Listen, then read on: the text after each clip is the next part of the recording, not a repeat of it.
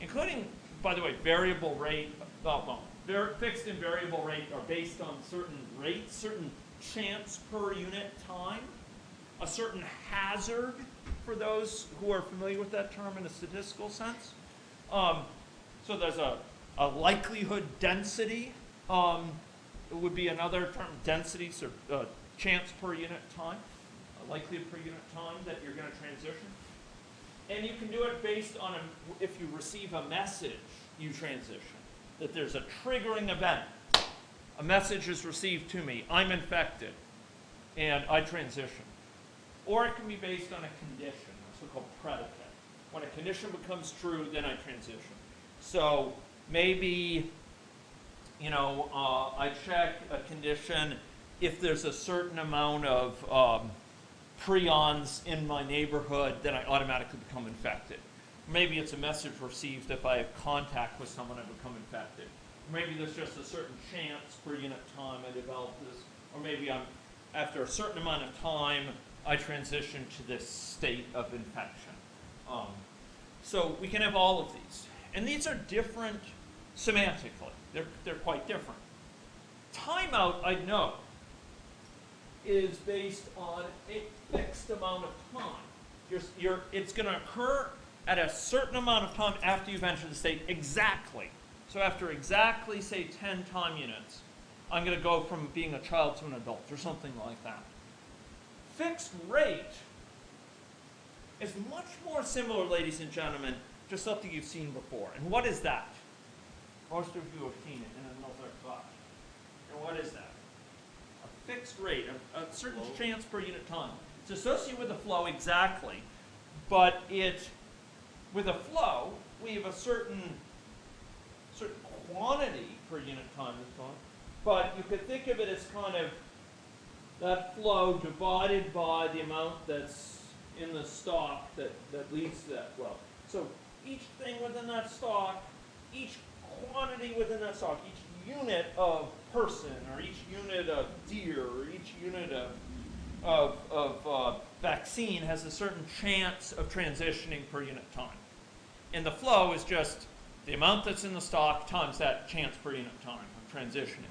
So this is very similar to what you have with flows. But here we're describing the hazard, the chance per unit time that we're going to transition, given that we haven't yet left. And this, notably, ladies and gentlemen, this is very significant. Take note. So within a system dynamics model, that rate may be changing over time. The chance per unit time of leaving in a system dynamics model may change over time. True or not? True.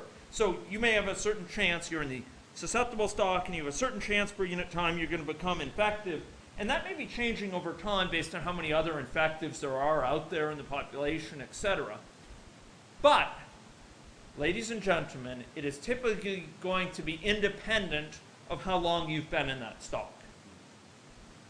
It is a memoryless process. You're going to have a certain chance. If you're in that stock, it's assumed well mixed, that everyone in that stock has a certain chance.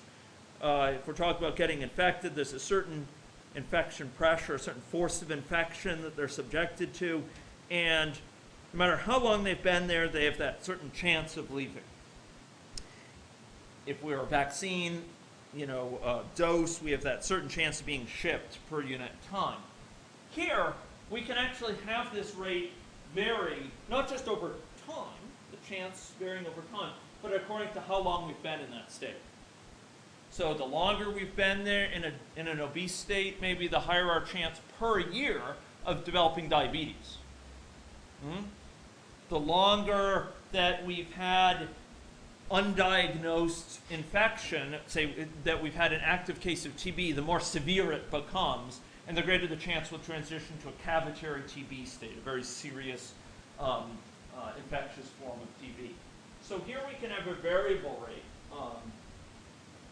This message receiving is based on other agents typically. It's based on agents who are communicating with us. Maybe they send us a message saying they're persuading us of a certain, the efficacy of a certain form of risk protection. So they persuade us to hygienically shield ourselves in an H1N1 infection or what have you.